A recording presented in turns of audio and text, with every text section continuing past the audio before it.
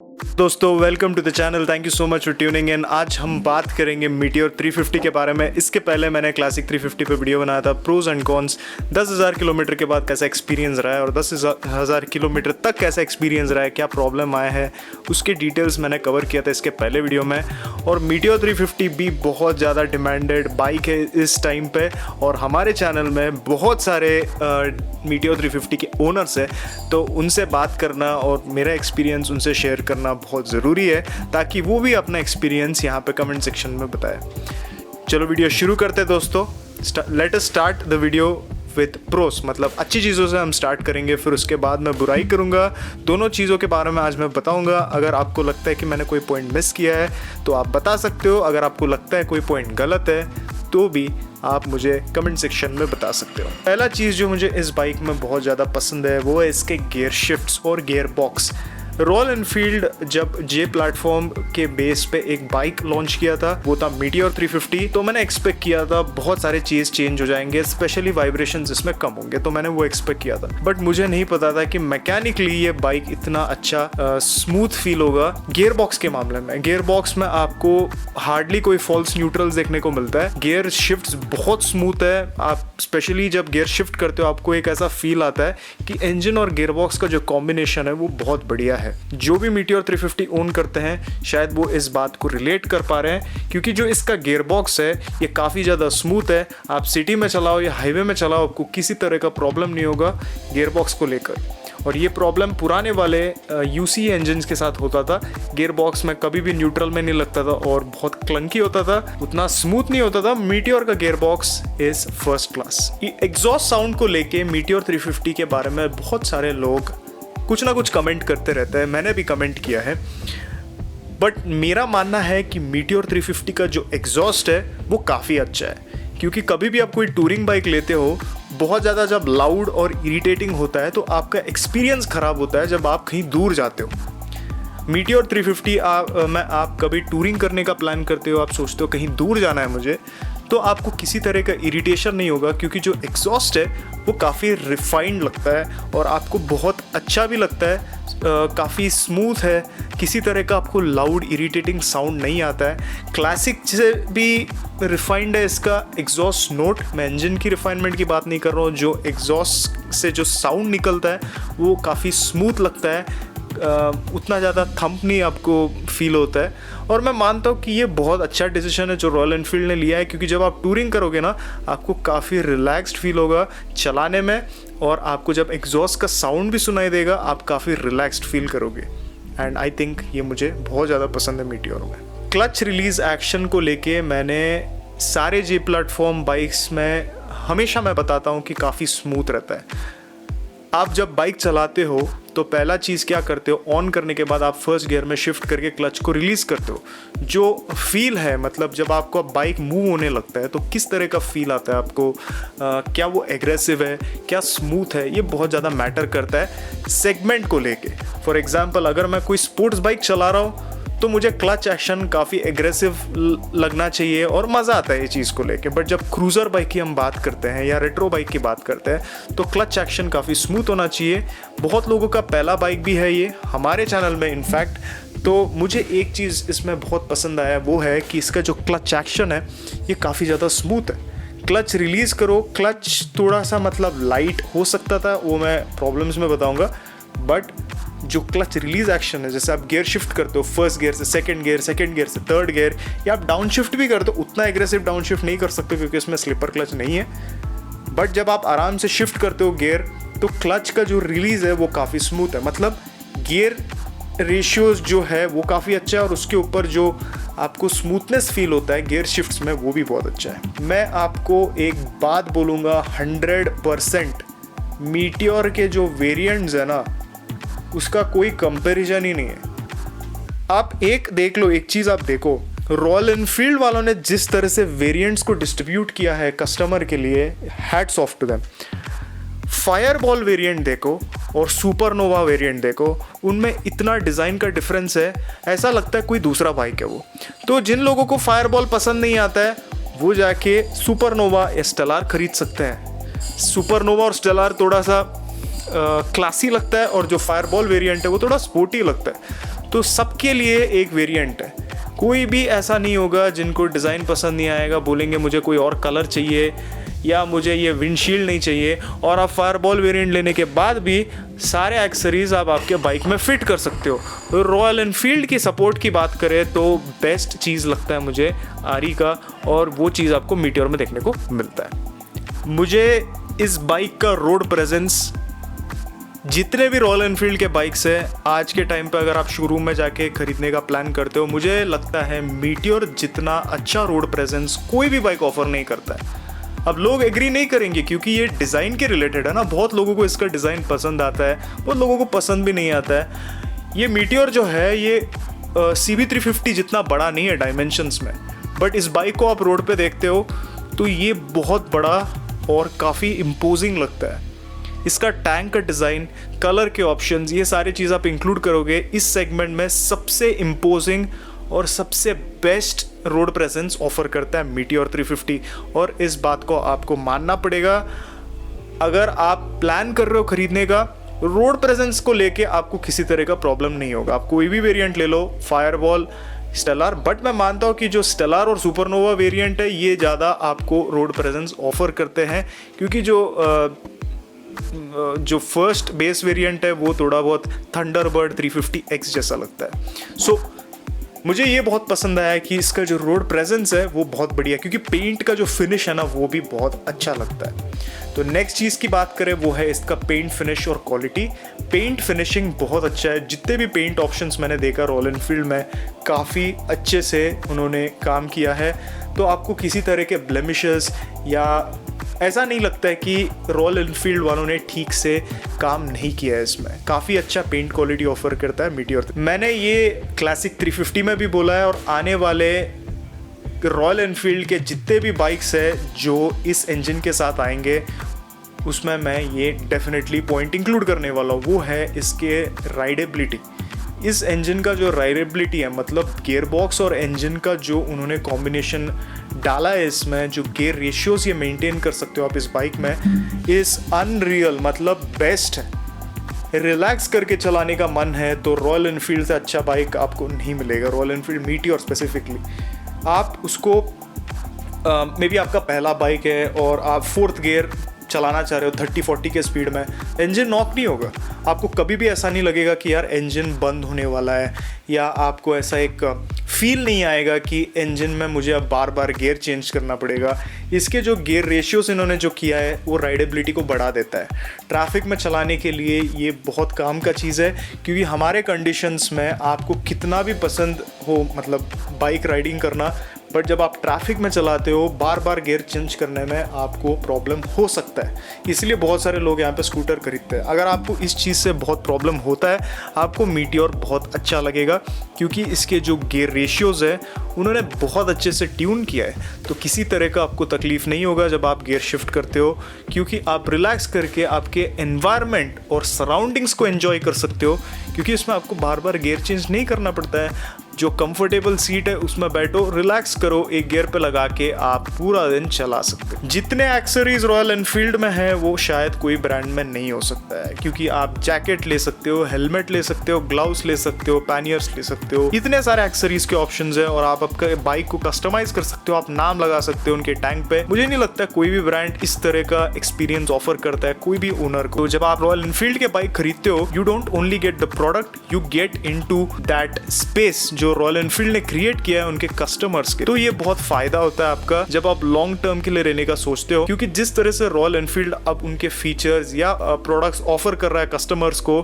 Customers के बारे में सोच के वो कंटिन्यू करेगा और वो बढ़ते जाएगा। तो जो अभी आज रॉयल एनफील्ड खरीदेंगे, अगले 5-6 साल के लिए उनको एक्सेसरीज और कंपनी के सपोर्ट से रिलेटेड कोई प्रॉब्लम नहीं होगा। तो I give thumbs up to Royal Enfield for this, क्योंकि जो टूरिंग करते हैं उनके लिए एक्सेसरीज बहुत ज़रूरी है, और जो आफ्टर मार्केट वाले हैं वो मिल जाते हैं, बट जो कंपनी से आते हैं उस तरह के क्वालिटी वो मेंटेन नहीं कर पाते या वारंटी के साथ भी नहीं आते।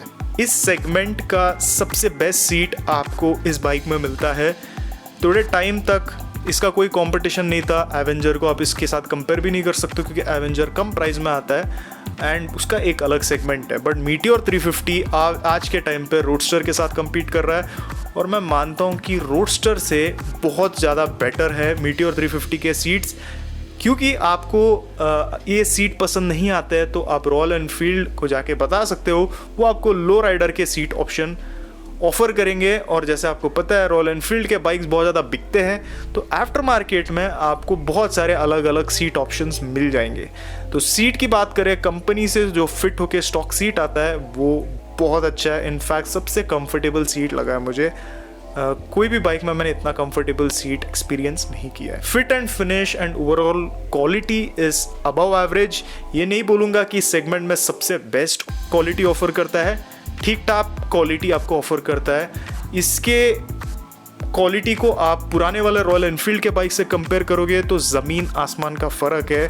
ये बहुत बड़ा कॉम्प्लीमेंट है रॉयल एनफील्ड के लिए, क्योंकि मैं क्वालिटी को लेके बहुत ज़्यादा कंप्लेन करते रहता हूँ, बट इस बाइक में मुझे ऐसा कोई मेजर क्वालिटी इश्यूज़ नहीं दिखा। प्रॉब्लम्स आते हैं, सारे बाइक्स में आते हैं, इस बाइक में भी क्वालिटी के थोड़े बहुत इश्यूज़ है, but on the major part आपको किसी तरह का तकलीफ नहीं देगा रॉयल एनफील्ड। रीसेल वैल्यू की बात करें तो आपको मीटियोर से बढ़िया रीसेल वैल्यू मिलेगा, क्योंकि रॉयल एनफील्ड के जो बाइक्स होते हैं उनका रीसेल काफ़ी अच्छा होता है, तो you will not have problem with the resale value of this bike. हाँ, क्लासिक जितना अच्छा रीसेल वैल्यू आपको शायद नहीं मिलेगा इस बाइक पर, बट बहुत ज़्यादा फ़र्क नहीं होने वाला है, आपको काफ़ी अच्छा वैल्यू और रीसेल ऑफर करेगा ये बाइक। अब प्रॉब्लम्स की तरफ चलते हैं, क्योंकि इसी के लिए लोग इस वीडियो को देख रहे हैं। अच्छी चीज़ों के बारे में नहीं देखेंगे, बहुत लोग फास्ट फॉरवर्ड करेंगे। जो बुरे चीज़ों के बारे में मैं बात करूँगा वो देख के कमेंट करेंगे, गलत कमेंट करेंगे। ये नॉर्मल चीज़ है जो मैं सारे वीडियोस में एक्सपीरियंस करता हूँ। उनसे एक ही रिक्वेस्ट है, आप यहाँ पे पहुँचे हो तो प्लीज़ रिवाइंड करके अच्छी चीज़ों के बारे में सुनो। अगर आपको ये बाइक बहुत ज़्यादा पसंद है तो वो जो पार्ट मैंने जहाँ पे अच्छी चीज़ों के बारे में कवर किया वो आपको अच्छा लगेगा, और जो भी आपके ओपिनियंस है विद रिस्पेक्ट आप मुझे बता सकते हो, जिस तरह से मैं आपको मेरा एक्सपीरियंस शेयर कर रहा हूँ। तो पहला चीज़ जो मुझे इस बाइक पे पसंद नहीं आता है वो है इसके हेडलाइट्स।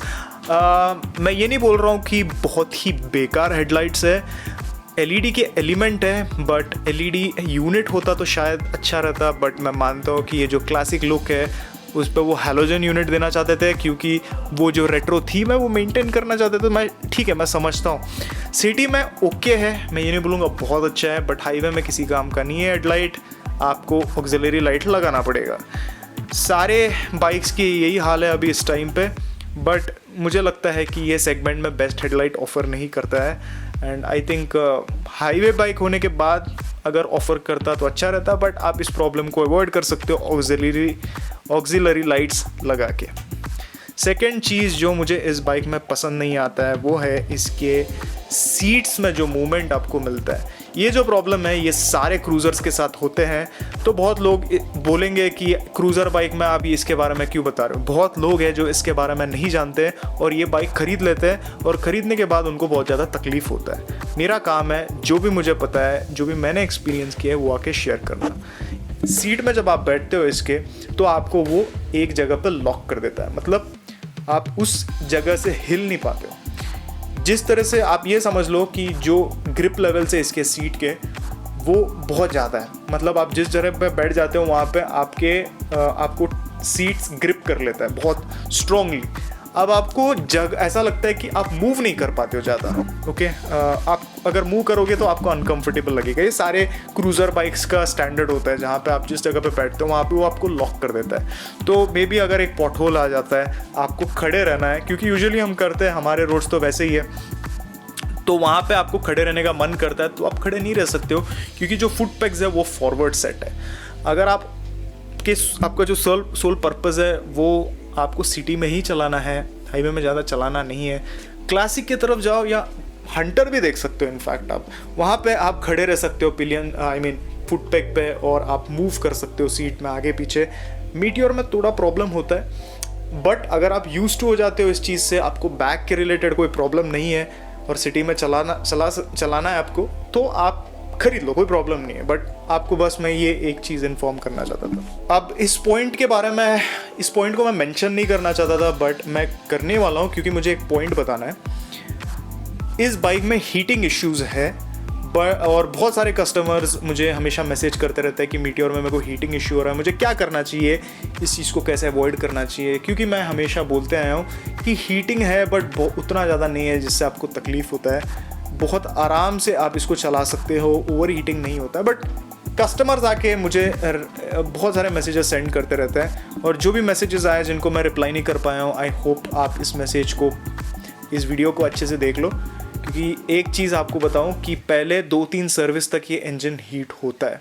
बाइक खरीदने के बाद आप हीटिंग एक्सपीरियंस करोगे, ठीक है, और ये हीटिंग कम होते जाएगा, और 3-4 सर्विस के बाद जब आप पेड सर्विस पे पहुंचोगे आपको उतना ज़्यादा हीटिंग इश्यूज़ नहीं आएगा इस बाइक में। ट्रैफिक में बहुत ज़्यादा चलाते हो तो थोड़ा बहुत हीट होता है ये बाइक, मैं मानता हूँ इस चीज़ को, बट उतना ज़्यादा हीट नहीं होता है कि आप चला नहीं पाओगे। ओके, हाईवे में हीटिंग कम है क्योंकि ये एयर कूल्ड इंजन है। एयर कूल्ड इंजन देना गलत नहीं है क्योंकि ये हाई कंप्रेशन इंजन नहीं है, ये एक लॉन्ग स्ट्रोक मोटर है, और हार्ले डेविडसन के भी पावरफुल जो इंजन आते हैं वो भी एयर कूल्ड है, जिनको नहीं पता है तो डोंट वरी, ठीक है। ये जो हीटिंग इश्यूज़ अगर आपके बाइक में हो रहा है ये अपने आप रिजॉल्व हो जाएंगे सर्विस करते करते, आई मीन कम हो जाएगा और आप आराम से चला पाओगे। ये जो इश्यू है पता नहीं इसको मेंशन करना चाहिए या नहीं, क्योंकि ये ज़्यादातर बाइक्स में होते हैं। इसका जो मिरर है ना, इसका फिटिंग और जिस तरह से स्क्रूइंग इन्होंने किया है ये हमेशा लूज़ होते रहता है। आई होप जो भी मेरे को लग रहा है कि जो भी मीटियोर ओन करते हैं वो इस बात को रिलेट कर पा रहे हैं। इसका मिरर लूज़ होते रहता है, इसको आपको टाइट करना पड़ता है। आप ठीक से टाइट करोगे तो ओके है, बट ऐसा कोई प्रॉब्लम नहीं है।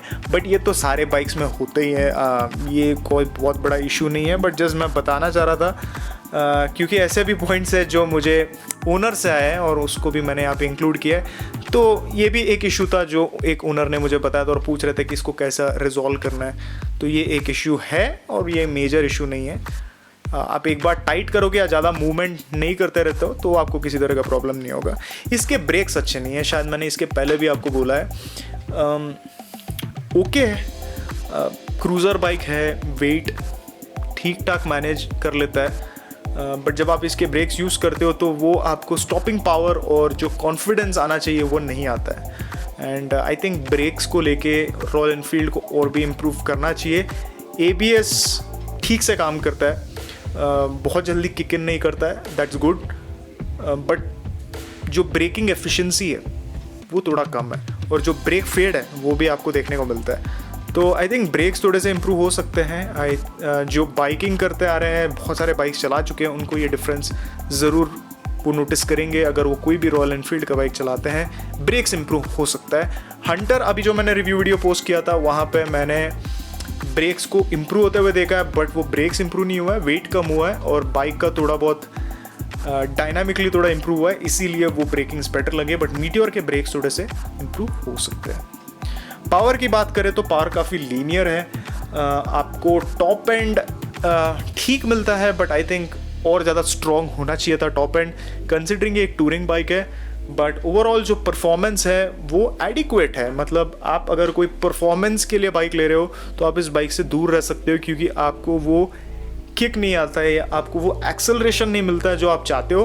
बट आपको काफ़ी रिलैक्स्ड, आराम से जहां आपको पावर जितना चाहिए वो उतना आपको दे देता है। ये इसका खासियत ये है लॉन्ग स्ट्रोक इंजन्स का, आपको एडिक्वेट पावर डिलीवरी देता है। पहाड़ों में लेके चलना है आपको तो ये डिपेंडेबल बाइक है, रिलायबल बाइक है, क्योंकि आपको जितना पावर चाहिए वो उतना देगा।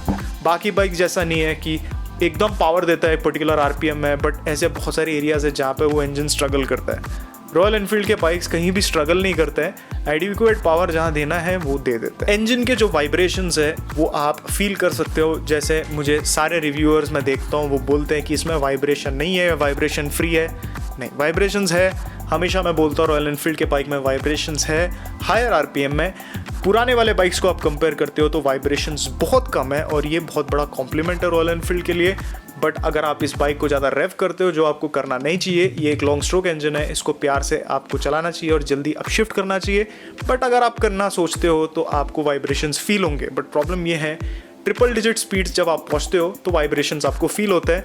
तो आई थिंक इस बाइक में, जैसा ये लॉन्ग राइड करने वाला बाइक है, तो वाइब्रेशंस इज़ ओके, कंसिडरिंग कि ये बाइक सिंगल सिलेंडर है और बहुत लोगों को सिंगल सिलेंडर वाले वाइब्रेशंस अच्छे लगते हैं, तो उस मामले में अच्छा है। इसके पिलियन सीट्स बेकार है, छोटे हैं, विड्थ नहीं है। मतलब अगर कोई नॉर्मल वेट या बिल्ड वाले कोई बैठ रहे हैं तो वो एडजस्ट कर सकते हैं, बट उनको भी प्रॉब्लम होगा अगर वो लॉन्ग राइड पे चलते हैं तो।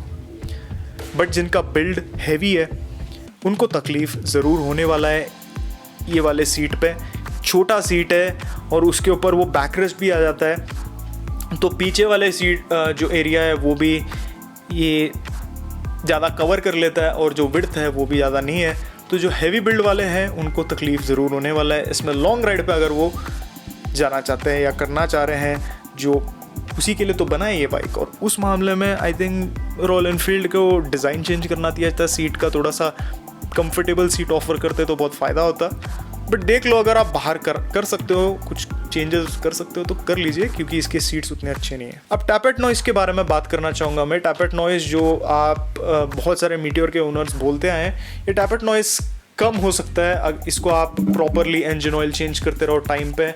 अगर सर्विस वाले ठीक से सर्विस नहीं कर रहे हैं या आप इंजन ऑयल टाइम से उसको चेंज नहीं कर रहे हो तो ये प्रॉब्लम आपको आ सकता है। बहुत सारे ओनर्स को आया है और जितना मैंने एक्सपीरियंस किया है, जिनके पास मीटियोर है और जो मैंने खुद से एक्सपीरियंस किया है, मुझे आज तक कभी टैपेट नॉइज़ का प्रॉब्लम नहीं आया है इस इंजन में। बट सिंस बहुत लोगों को आया है और वो जेन्युइन है, इसीलिए मैं यहाँ पे ये पॉइंट मेंशन कर रहा हूँ। अगर आपको आया है तो प्लीज़ कमेंट सेक्शन में बताओ।